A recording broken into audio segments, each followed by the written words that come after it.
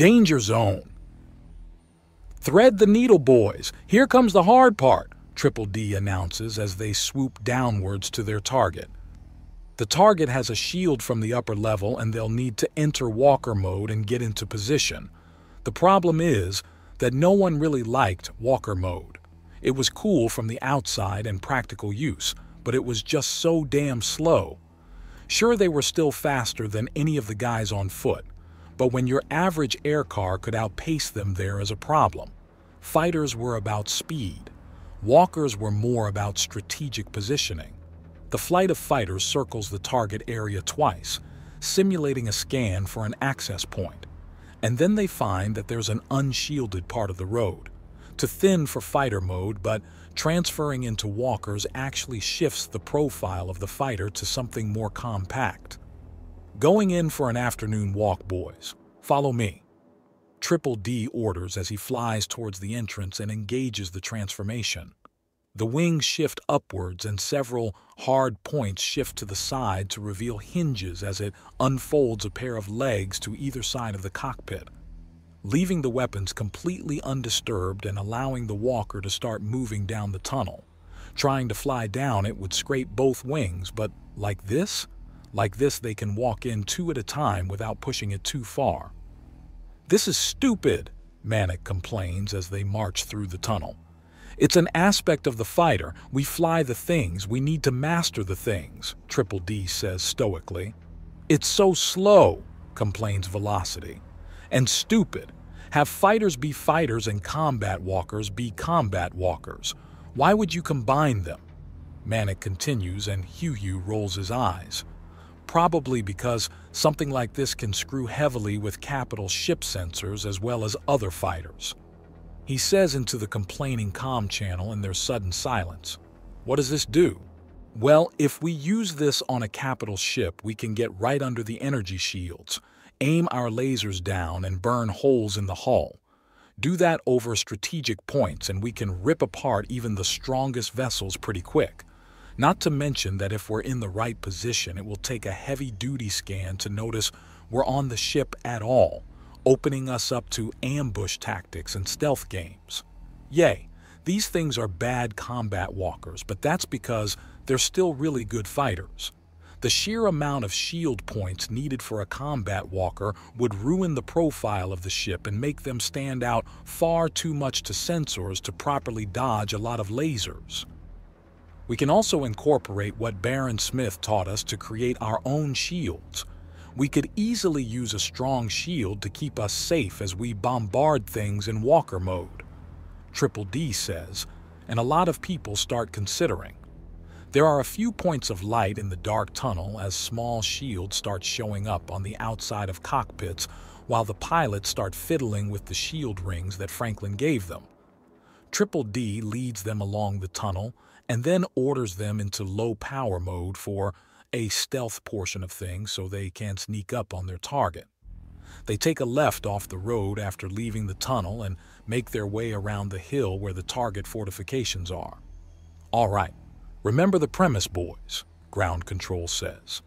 This is the point where I tell you we've scanned a weak spot in the enemy fortifications, a zone where their defenses cannot fire into.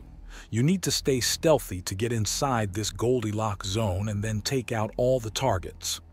Confirmed, Ground Control. Moving on targets. Triple D replies and they march after him in their walkers. Still hate this mode. Velocity complains. Swear to God, Red 3, I will have you written up if the complaining doesn't stop. Triple D threatens and things go quiet. How these things can be subtle is kind of beyond Hugh. The walkers are loud things, crashing through underbrush and snapping the limbs of trees. Not to mention these are big, stompy walkers, meaning they make a lot of sound even when not snapping everything in their path. They crest around a hill and see the back end of a large fortification. Triple D leads them in to get them past the danger zone before exposing themselves, and then they start taking aim with the burn lasers. Give 'em hell, Triple D orders, and everyone opens up. 50 targets, 5 each, and they're all reduced to slag in seconds. The shield above flickers out and they all engage the transformation before blasting off hard to escape the explosion. All right, that's a successful mission, boys. A bit much in the comm chatter, but I'm fairly sure you're all smart enough to knock that shit off when we're not in a training exercise. Hey, ground control, we're not pulling overtime today, are we? I got some things to do. Mannix says over the open comms, and Hugh wonders what Mannix up to that could keep him out of the cockpit. Walker time aside, there's little that can keep him out of a cockpit. No, you're not going to be keeping me from my date tonight. So, come in now. Do you understand me? Now. Control commands, and there's some chuckling from the more placid members of the squadron as they all zoom in for a landing. As he leaves his own fighter, Hugh takes a few moments to examining the actual mechanism a little closer. There is a rounded portion of the wing to either side of the cockpit that bends the wings upwards, but shortly after that the wings bend back down. The first bend is entirely to give the legs a little more of a thigh gap, so the walker has a slightly more stable stance. The wings then unfold from the back to the front. This unveils the foot of the walker and keeps it off the ground more. Furthermore, with the way the knees are positioned in this assembly, they can adjust where their cockpit is pointing. It makes more sense to Hugh when he thinks of a combat turret rather than a war vehicle, which makes a lot of sense as the armor and shield issue comes up. Ablative armor may not be common outside of human craft, but battle walkers are the exception. There's just something about them, be they bipedal, quadrupedal, hexapedal, octopedal, or more serpent-like. But a war machine that moves like a living thing always grabs attention. A lot of it. Laser lovers is apparently the nickname of people who pilot battle walkers because every idiot and 2-bit thug with a handheld laser will take at least a pot shot at you. The humans were calling them missile magnets. There's something primevally scary, and because of that they're given an unusual amount of attention. Their best uses on a battlefield are intimidation and distraction. "Something wrong, little friend?" Heifer asks, and Hugh looks down from where he's standing on his fighter's wings. "Just thinking. About? Walkers, tanks, fighters, the place they all have on the battlefield. We don't use the walker mode much, so I got caught up thinking." Hugh replies, and Heifer nods before pointing back to his own fighter. "If you need a firmer look at things, I've actually made a point of painting mine slightly different on every portion. Makes it all stand out, you know?" He says, and Hugh considers the brightly painted war machine. It is indeed painted ever so slightly different on each portion.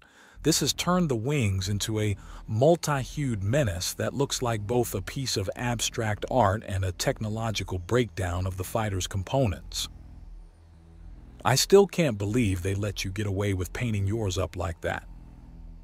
"It's all right so long as I don't use anything that makes it stand out more to sensors.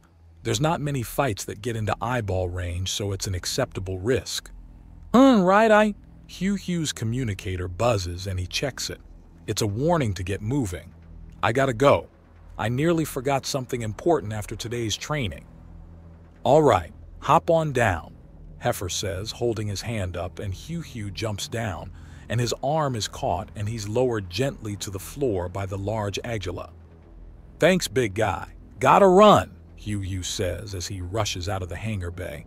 Now what's the little guy in such a rush for? Must be important for him to bolt off like that. "Hello, big girls. It's been far too long," Hugh says appreciatively as he beholds them. Not all of his customers under Big Mama had been on the right end of the purge of the wicked and cruel, just most of them. It turns out that being a pedophile generally meant you were up to all sorts of evil shit. But those that were on the up and up, they were happy to be part of something else.